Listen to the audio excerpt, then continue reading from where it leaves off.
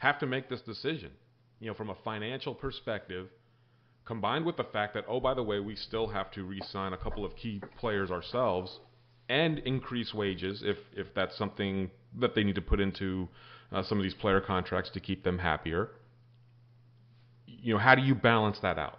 And how do you go about doing your business in this window if you think that it really needs to be done in this window so that you can say, yes, I want that kid.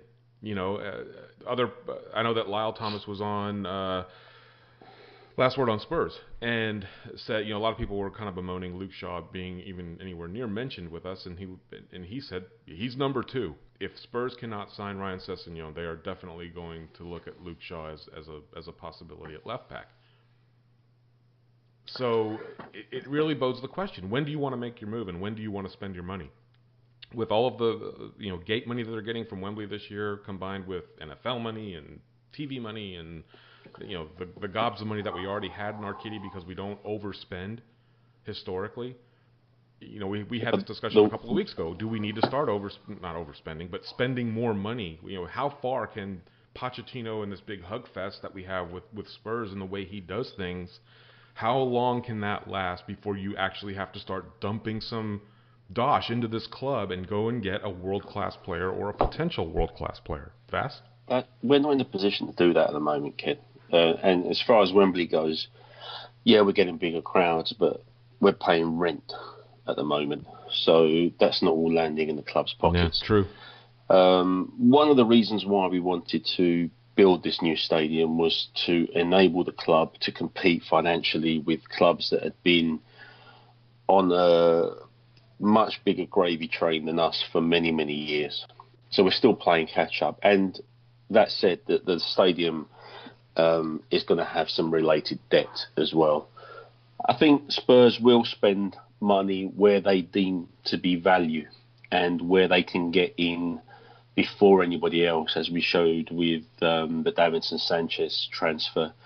I don't know if Sam's actually spot on with the 25 million. He could well be. I thought the figure was more around the 36 mark, possibly rising to 42, but it shows that we will pay it if we can get value, and I think that will continue to be our strategy. In terms of Sessengon, what would we pay for him if we went for him? It's the law of supply and demand, isn't it? If there's big demand, then the price will go up. And if Manchester United and Real Madrid and all these others are seriously interested in the guy, then you could potentially see a transfer fee in the region of 40 million.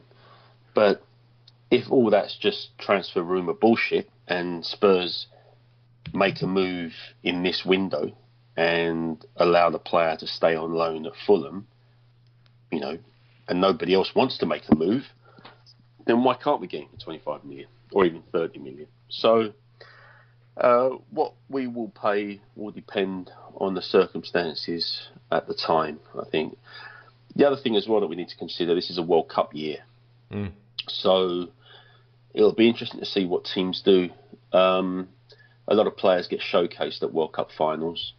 And I think if there are targets for many clubs, likelihood is that once the summer window kicks in, we might see a flurry of activity as clubs try to tie up players before they go to the World Cup.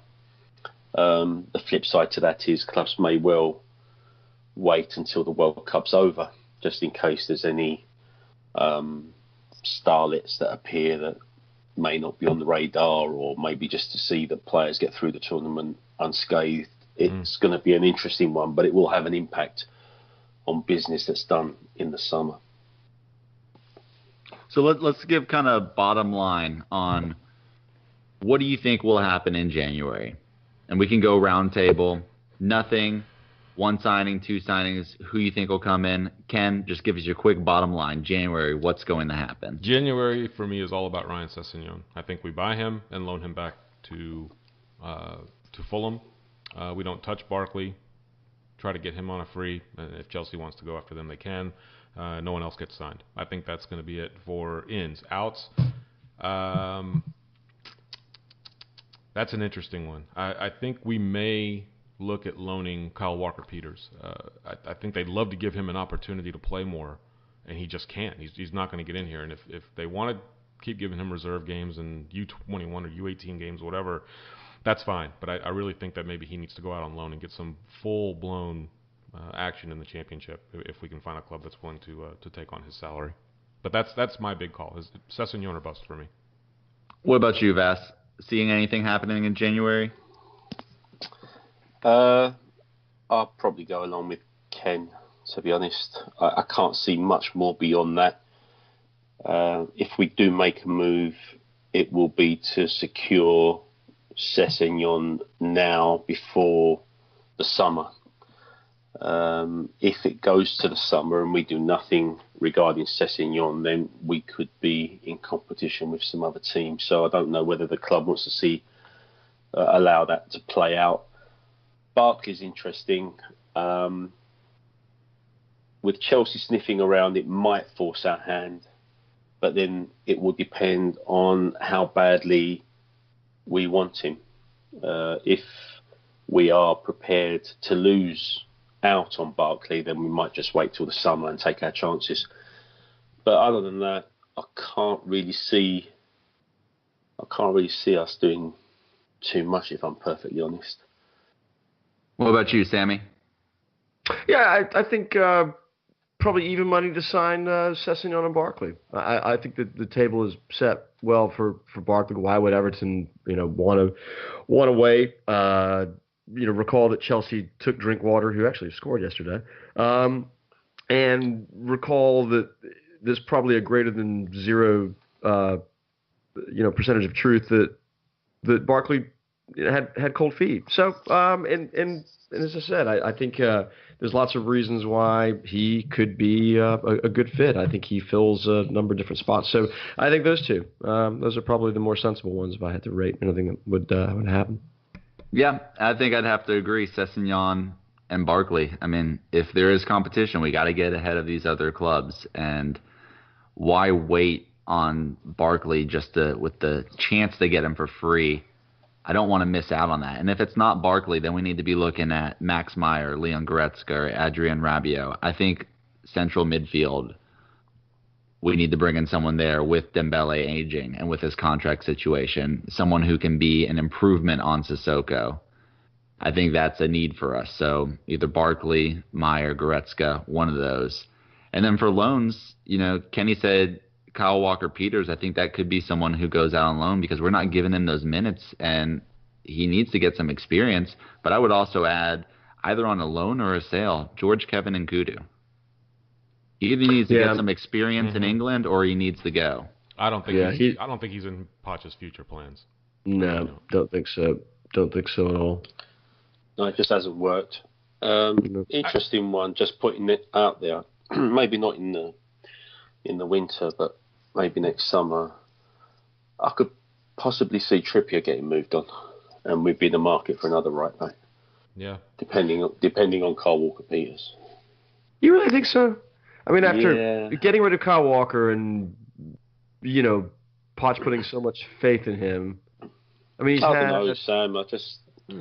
I could just feel the tide turning now in favour of Aurier, which is what we all kind of wanted and expected, if I'm honest.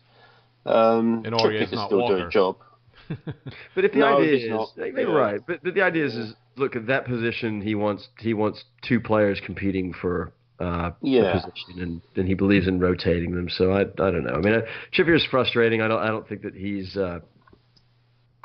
I don't think he's a very good defender in a very physical league, but I think he has the ability to provide service and makes up for some things, and there's a place in a roster for a player like that, I think. But you may be right. I don't know. Yeah, I mean, like I said, it's a bit out there. I'm not saying it will happen, but just a feeling at the moment. Yeah, you're right. And then final opinions on Danny Rose. I'm in the same boat as the reasons we can't get Zaha or Lanzini or Richarlison. We're not going to sell a top player at this point in the season. Anyone think there's any possibility at all that we sell Danny in the winter? Absolutely not. None at all. Don't think so. He'll be here to the summer for sure. Yeah. You know what? You could also you could ask the question, who gets sold first, Danny Rose or Ben Davis? And I think that there's a legitimate argument in either direction. There is a very good chance, I believe, that if whatever it is from a wage standpoint, listen, Rose isn't upset because other players aren't being paid what they're worth. He's upset because he's not being paid what he's worth, or what he thinks he's worth. And everybody's perception of themselves is their own reality, right? So if he becomes happy from a wage standpoint, and if there's any one manager that can pull a player who's maybe feeling a little bit out of it back in, it's Pochettino. And given the talent, you look at what Rose was doing this time last year, he was our player of the season, arguably. And if you can get that back, given his age, because he is still only in his mid-20s, there's a lot of mileage left on those legs. And to give him up to Man United for $50 million, now that we're looking and seeing what City is doing with Walker and a couple of the other acquisitions that they made, and Mourinho arguing that they're in a rebuilding mode for the last 2 years, are you kidding me? I think that you would be stupid to sell Danny Rose right now. And I just don't see it anywhere in their plans unless he actually goes and physically turns in a transfer request. I just do not see that. The one position that does intrigue me a little bit, Tim, and I'm going to direct this to you because of all the research that you do for this, is Michel Vorm. He'll be out of contract at the end of this season, and he's 34 years old. Now, in goalkeeper years, that's not a lot. Do you offer him another 1-year contract extension? Sam, I know you said, love seeing Gazzaniga in net, won't never want to see it again. He's not the answer behind Lloris. If he's not, then who is? I don't think we go after a goalkeeper. I mean, definitely not right now. And unlike Sammy, I didn't see a bad game from Paolo. Obviously he's not on Hugo's level, but if we're talking about for a backup keeper right now, at least in January, not for me. Someone that you can play in every cup. I mean, Sam, do you have to go get an acquisition if you're looking at that for next year? Or is Gazzaniga going to be your guy that plays matches and is your backup? No. God forbid Hugo pulls a hamstring or a groin muscle like he did earlier this year. Don't think so. That's going back to the thing, like, what if Harry gets injured? What are we going to do then? I mean, if your top player at that position gets injured, I mean, injury is something you can't really account for. We can't go out and sign everybody just for the off chance that, someone's going to get injured. One of our stars is going to get injured. But I think that the goalkeeper issue for me needs to be talked about within the context of Hugo being 31 years old, not going to be around forever. I think we need to get a young, talented goalkeeper who's the ultimate replacement for Hugo, and I don't think that's Paolo Gazzaniga. I've heard good things on one of the young keepers, Brandon Austin, and also Thomas Glover's out on loan. I mean, I think we have some players in the youth system that we don't get to see that could be that option. Hey, I hope so. I mean, I really hope so. And you look at Dembele, and he's getting a little long in the tooth and also coming up short on contract. And we think, do we need to go get Kondogbia? And there's been other names that have been mentioned, Yves Bissouma. But, Oliver Skip is, starting to get a lot of talk that he is going to be the next big thing that comes out of our youth academy, post Harry Kane and post Harry Winks. He's the next big thing, and he's playing wonderfully this season from what I've heard. And some of the go ahead. Oh, I was just going to say on Brandon Austin, I will say United States keeper.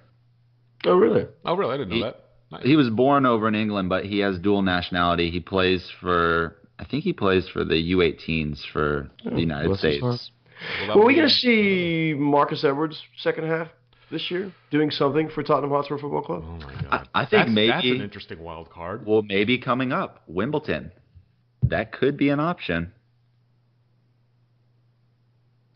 That'll be interesting. Yeah, I think he's still got questions over the guy's attitude, hasn't he, Pochettino? Yeah. But maybe, I mean, there's been so much hype around him, he's got to make an appearance sooner or later, isn't he? And there's a trio that's out on loan right now, right? CCV, Onuma, Janssen. Any possibility of either of those three coming back? I don't know. Janssen hasn't really made much of a mark. He's been injured a bit. He's only scored 2 or 3 goals. He's had 2 or 3 assists. I think he's only really featured in like a total of 11 matches. But he evidently, I think I was reading something that he likes it there. Like, I think when healthy, he's going to feature. That's not going to be the case here. So maybe, I'm not sure he comes back. Yeah, I don't know what bringing back any of them, what it's really going to add to us to